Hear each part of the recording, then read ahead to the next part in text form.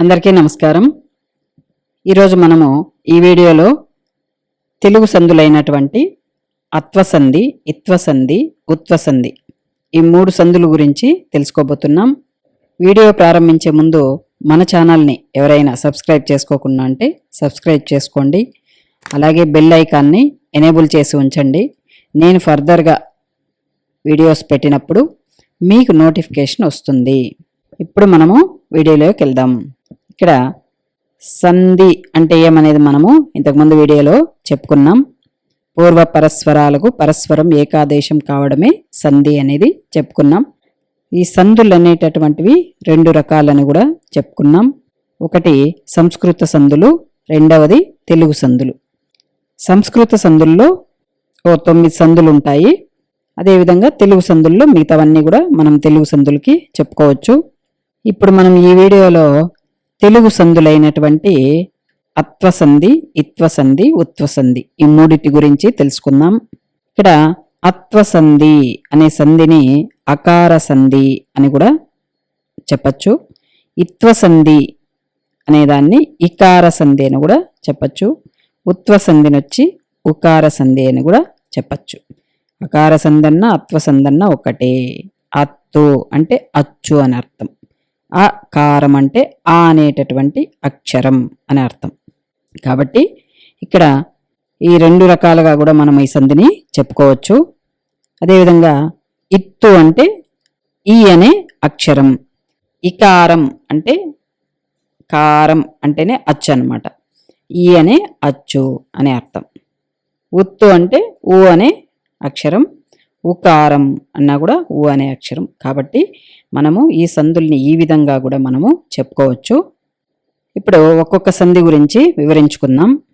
అత్వసంధి, మొదటగా అత్వసంధి గురించి తెలుసుకుందాం. అంటే అకార సంధి గురించి తెలుసుకుందాం. మనము ఏ సంధి గురించి తెలుసుకోవాలన్నా కూడా మొట్టమొదట తెలుసుకోవాల్సినటువంటిది సూత్రం అన్నమాట.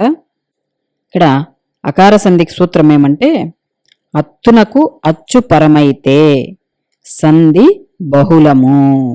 అత్తునకు అచ్చు పరమైనప్పుడు సంధి బహుళము. బహుళం అంటే ఏమిక్కడ అంటే అనేకం. బహుళం అంటే అనేకం. అంటే 4 రకాలుగా మనము చెప్పుకోవచ్చు ఈ బహుళం అనేటటువంటి దాన్ని. ఇక్కడ సంధి నిత్యం అంటే ఎల్లప్పుడూ సంధి జరుగుతుంది అనేది. అదేవిధంగా వైకల్పికం అని చెప్పచ్చు. అంటే జరగచ్చు, జరగకపోవచ్చు అనేది. ఇంకో విధంగా చెప్పాలంటే అసలు సంధి ఏర్పడకపోవచ్చు అలా చెప్పచ్చు. ఇంకో విధంగా చెప్పాలంటే మరో విధంగా సంధి కలపచ్చు. ఇట్లా 4 రకాలుగా మనం చెప్పుకోవచ్చు. దీన్నే బహుళం అని అంటారు. ఇక్కడ బహుళం అంటే అనేకం. అంటే ఇక్కడ అత్వసంధిలో ఏమ్రా అంటే సంధి జరగచ్చు, జరగకపోవచ్చు, లేదా నిషేధించబడచ్చు, లేదంటే అన్య విధం అంటే ఏమంటే వేరే విధంగా జరగచ్చు. ఇలా 4 రకాలుగా జరిగేటటువంటి దాన్ని బహుళం అంటాం. సంధి జరగచ్చు, జరగకపోవచ్చు, ఇంకో విధంగా జరగచ్చు, అసలు నిషేధించబడచ్చు. ఇలా వీటన్నిటిని కూడా మనము బహుళం అని అంటాము. ఇక్కడ అత్తునకు అంటే అనేటటువంటి అక్షరానికి అచ్చు పరమైతే, అచ్చులు ఏదైనా సరే పరమైతే సంధి బహుళము. ఇది సూత్రము. అత్వసంధికి ఉదాహరణ తెలుసుకుందాం. మొదటగా ఒకప్పుడు అనే పదం చూడండి. ఇక్కడ దీన్ని విడదీసినామంటే ఒక ప్లస్ అప్పుడు, ఒకప్పుడు. ఇక్కడ ఒక్క ఇది వచ్చి పూర్వ పదం. కాలో ఉన్నచ్చు ఆకి ఏం పరమవుతుంది? ఇక్కడ ఆనే పరమవుతుంది. ఆకి ఆ పరమయ్యి ఒకప్పుడు ఇక్కడ కూడా కాలో ఆనే వస్తుంది. అంటే ఎలాంటి మార్పు లేదు ఇక్కడ. అంటే దీన్ని మనం నిత్యం అని చెప్పచ్చు. అంటే అన్నీ ఒకేలా వచ్చి ఆకి ఆ పరమయ్యి ఆనే వచ్చి అత్తునకు అచ్చు పరమైనప్పుడు సంధి నిత్యం. సంధి బహుళం. బహుళంలో 4 రకాలు ఉన్నాయి. దాంట్లో నిత్యం అని మనం ఇది చెప్పుకోవచ్చు. ఈ ఉదాహరణ. అలాగే రెండో ఉదాహరణ చూడండి. పుట్టినిల్లు. పుట్టినిల్లు విడదీసామంటే పుట్టిన ప్లస్ ఇల్లు. పుట్టిన, ఈ పుట్టిన అనేటటువంటి ఈ నాలో మనకు ఏమి అచ్చుందంటే ఆ అనే అచ్చుంది. ఆకి ఏం పరమవుతుంది ఇక్కడ? పూర్వపదంలో ఉన్నటువంటి ఆకి పరపదంలో ఏం పరమవుతుందంటే ఈ పరమవుతుంది. ఈ పరమయ్యి ఈ రెండు పదాలను కలిపి ఒక్క పదంగా కలిపేటప్పుడు మనకు కలిసేటప్పుడు ఏమొస్తుందో చూద్దాము. పుట్టినిల్లు. పుట్టిలో మనకు ఏం అచ్చు వస్తుంది? ఈ అనేటటువంటి అచ్చు వస్తుంది. ఇక్కడ మొదటి పదంలో మనకు అన్ని కూడా ఆ పరమై ఆనే వచ్చింది. ఎలాంటి మార్పు లేకుండా వచ్చింది. నిత్యం ఎల్లప్పుడూ జరిగేటటువంటిది. కానీ ఇక్కడ మనకేమవుతుందంటే పూర్వస్వరాన్ని నశింపచేసి పరస్వరం అనేది మనకు చివరగా రావడం జరిగింది. ఇక్కడ ఉన్నటువంటి పూర్వస్వరం నశింపబడింది. కాబట్టి ఇది వైకల్పికంగా మనము చెప్పుకోవచ్చు. అలాగే వేరే విధంగా సంధి ఏర్పడుతుంది అనే దానికి కూడా మనము ఒక ఉదాహరణ చెప్పచ్చు. అదేదిరా అంటే ఒకానొక అనే ఉదాహరణని తీసుకోవచ్చు. ఒకానొక, దాన్ని విడదీసామంటే ఒక ప్లస్ ఒకానొక, అసలు సంబంధం అనేది లేకుండా ఉంటుందన్నమాట అక్కడ. దాన్ని మనము వేరే విధంగా సంధి వేరే విధంగా వచ్చిన విధంగా చెప్పుకోవచ్చు. ఇది అత్వ సంధి గురించి. ఇప్పుడు మనము రెండవ సంధి అయినటువంటి ఇత్వ సంధి గురించి తెలుసుకోబోతున్నాం. ఇత్వ సంధి, దీన్నే మనం ఏమంటామంటే ఇకార సంధి. ఇత్వ సంధిని ఇకార సంధి అని కూడా చెప్తాము. దీని యొక్క సూత్రం ఏమిటంటే, ఇత్వ సంధి సూత్రం ఏమంటే ఏమ్యాదుల ఇత్తునకు సంధి వైకల్పికంగా వస్తుంది. వైకల్పికం అనేదాన్ని మనము వికల్పం అని కూడా చెప్పచ్చు. ఇక్కడ మొదటగా మనం తెలుసుకోవాల్సినటువంటిది ఏమ్యాదులు అంటే ఏమనేది. ఏమ్యాదులు అంటే ఏమొస్తాయి పదాలంటే అది, ఇది, ఇవి, ఏది, ఏవి, ఏమి, మరి, ఇలాంటి పదాలన్నీ కూడా మనకు ఏమ్యాదులు అని అంటాం వీటిని. ఈ పదాలకి ఏమ్యాదుల ఈ పదాలు ఇత్తునకు సంధి వైకల్పికంగా వస్తుంది. ఇత్తునకు అంటే ఈ అనేటటువంటి అక్షరానికి సంధి ఎలారా వస్తుందంటే వైకల్పికం అంటే వికల్పం.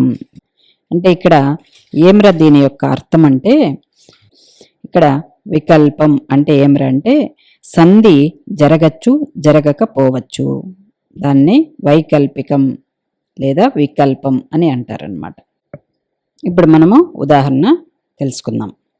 ఉదాహరణకి ఏమంటివి, ఇక్కడ ఈ పదం విడదీసామంటే ఏమి ప్లస్ అంటివి. ఏమి, మీలో ఏమొచ్చుంది? ఈ ఉంది. మీలో ఈ ఉంది. ఈకి ఏం పరం అవుతుంది? ఇక్కడ ఆ పరం అవుతుంది. ఈకి ఆ పరం అయ్యేసి ఇక్కడ మనకు రెండు పదాలు కలిసి ఒక పదంగా మారినప్పుడు ఏమంటివి, మం, ఆ అనేటటువంటిది వస్తుంది. ఇక్కడ పూర్వ పదంలో ఉన్నటువంటి స్వరం ఏదిరా అంటే ఈ అన్నమాట.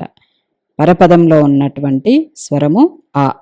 ఇక్కడ పూర్వపదంలో ఉన్నటువంటి ఈ నశించి పరపదంలో ఉన్నటువంటి ఆనే మనకు కలిపేటప్పటికీ, పదాలు కలిపేటప్పటికీ ఆనే మనకు వస్తున్నది. అంటే పూర్వ స్వరం నశించి పరస్వరం వస్తున్నదన్నమాట ఇక్కడ. కాబట్టి ఇది సంధి జరిగింది అని చెప్పచ్చు. ఇప్పుడు ఇదే పదాన్ని ఏమి ఎంటివి, ఈ పదం చూద్దాం. ఈ పదము ఎలా విడదీయాలంటే ఏమి ప్లస్, ఇక్కడ ఎకారం వచ్చింది, ఏ ప్లస్ అంటివి, ఈ విధంగా విడదీసుకుంటాం అన్నమాట. విడదీసి కలిపేటప్పుడు ఏమి ఎంటివి. ఇక్కడ ఈ రెండిటికి డిఫరెంట్ ఏమిరా అంటే మొదటి పదంలో హ్రస్వైకారానికి అచ్చు కలిసినప్పుడు సంధి జరిగిందనమాట. దీనిని ఏమంటామంటే ఇత్వ సంధి అంటాం. అదేవిధంగా రెండవ పదంలో ఏం జరిగిందంటే ఎడాగమ రూపం కనిపిస్తున్నది. ఇక్కడ ఎయ్ అనేటటువంటి పొల్లక్షరము వచ్చి ఏమి ఎంటివి ఎడాగమ రూపం కనిపిస్తున్నది కనుక సంధి జరగలేదు. ఇదొచ్చి సంధి జరగలేదు. తర్వాత సంధి ఉత్వసంధి. ఉత్వసంధి దీన్నే మనం ఏమంటామంటే ఉకార సంధి. ఉకార సంధి. ఉత్వసంధిని ఈ విధంగా కూడా చెప్పచ్చు, ఉకార సంధి. దీని యొక్క సూత్రం ఏమిరా అంటే ఉత్తునకు అచ్చు పరమైనప్పుడు సంధి నిత్యంగా వస్తుంది. ఇక్కడ ఉత్వసంధి స్పెషల్ ఏమిరా అంటే ఖచ్చితంగా సంధి జరుగుతుంది, ఇందులో జరగదు జరగకపోవచ్చు అనేటటువంటిది లేకుండా ఉత్వసంధిలో సంధి జరుగుతుంది. దాన్ని నిత్యం అంటాం. ఉత్తునకు ఊ అనేటటువంటి అక్షరానికి అచ్చు పరమైనప్పుడు సంధి నిత్యంగా వస్తుంది. నిత్యం అంటే ఏమంటే తప్పక సంధి కార్యం జరుగుతుందని అర్థం. అంటే ఖచ్చితంగా సంధి జరుగుతుందనేది మనం ఉత్వసంధిలో చూడవచ్చు. ఈ సంధికి 2 ఉదాహరణల్ని తెలుసుకుందాం. అతడెక్కడా, అతడెక్కడా. దీన్ని విడదీసామంటే అతడు ప్లస్ ఎక్కడ, అతడెక్కడా. 2 పదాలకు కూడా ప్రాధాన్యం ఉంది. ఇక్కడ 2 పదాలకి కూడా అర్థం అనేటటువంటిది వస్తున్నది. అతడు అంటే అతడు, ఎక్కడ అంటే ఏడా, అతడెక్కడా. దీన్ని పూర్వ పదంలో ఉన్నటువంటి స్వరం ఏమిరా అంటే అతడు. డూలో ఏమొచ్చుందంటే ఊ ఉంది. ఊకి ఏం పరమవుతుంది? ఏ పరమవుతుంది. ఊకి ఏ పరమవుతుంది. మళ్ళీ కలిపేటప్పుడు అతడెక్కడా. డెక్కడా, డేలో ఏముంది? ఏ ఉంది. అతడెక్కడ. ఊ అనేటటువంటి అక్షరానికి ఏ అనే అక్షరం కలిసి చివరగా మనకు ఏ అనే అక్షరము ఏర్పడింది. ఇక్కడ పూర్వ పదంలో ఉన్నటువంటి పూర్వస్వరం నశించి పరపదంలో ఉన్నటువంటి అక్షరమే మనకు చివరగా రావడం జరిగింది. కాబట్టి ఈ పూర్వ పదంలో ఉన్న స్వరం ఏదైంటే అది ఇక్కడ సంధి, ఊ అనే అక్షరం కాబట్టి దీన్ని ఉత్వ సంధి అని చెప్పుకోవచ్చు అన్నమాట. ఇక్కడ సంధి జరిగింది, పూర్వస్వరం నశించి పరస్వరం ఇక్కడ వచ్చింది. 2వ ఉదాహరణ మనసైన. మనసైన దీన్ని విడతీసినామంటే మనసు ప్లస్ అయినా, మనసైన. ఇది కూడా చూడండి, మనస్సు. సులో ఏముంది? సు ఊ ఉంది. ఊకి ఏం పరమవుతుంది? ఇక్కడ ఐ పరమవుతుంది. ఐ పరమయ్యి ఇక్కడ మనసై, మనసైనా ఐ అనేది వస్తుంది. ఇక్కడ కూడా అంతే, ఉన్నటువంటి పూర్వస్వరం నశించి పరస్వరమే మనకు చివరగా మిగులుతుంది. ఈ నశించేటటువంటి అచ్చు ఏదుంటే అది సంధి. ఇది ఊ అనేటటువంటిది నశిస్తుంది కాబట్టి ఆ అచ్చు పేరే ఉత్వసంధి. అంటే ఇక్కడ ఈ రెండిట్లో కూడా మనకు హ్రస్వ ఉకారానికి, హ్రస్వం ఉకారం ఆ ఈ ఊ ఇవన్నీ కూడా హ్రస్వాలు అన్నమాట.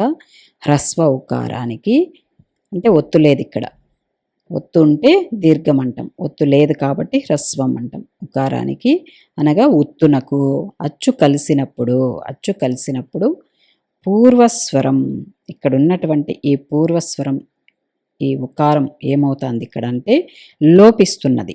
ఈ ఉకారం అనేటటువంటిది లోపించి పరస్వరం కలుస్తున్నది. ఈ పరస్వరమే మనకు ఇక్కడ కలుస్తున్నది.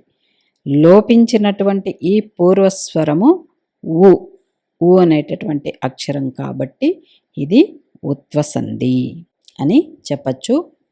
చివరగా ఈ సంధిలో మనం నిత్యం అంటే సూత్రంలో ఉంది, ఉత్తునకు అచ్చు పరమైనప్పుడు సంధి నిత్యంగా వస్తుంది అని చెప్పుకున్నాం. నిత్యం అంటే తప్పకుండా సంధి కార్యము జరుగుతుందని అర్థము. అంటే ఇకార సంధిలో లాగా జరగచ్చు జరగకపోవచ్చు, వైకల్పికంగా వికల్పంగా అని కాకుండా ఈ ఉత్వసంధిలో మాత్రము సంధి అనేది ఖచ్చితంగా నిత్యంగా జరుగుతుంది అని మనం ఇక్కడ చెప్పచ్చు. ఇంతటితో వీడియో పూర్తయింది. ఈ వీడియో కనుక మీకు నచ్చినట్లయితే లైక్ చేయండి, సబ్స్క్రైబ్ చేయండి, అలాగే మీ ఫ్రెండ్స్ అందరికి కూడా షేర్ చేయండి. Please support me. Thank you.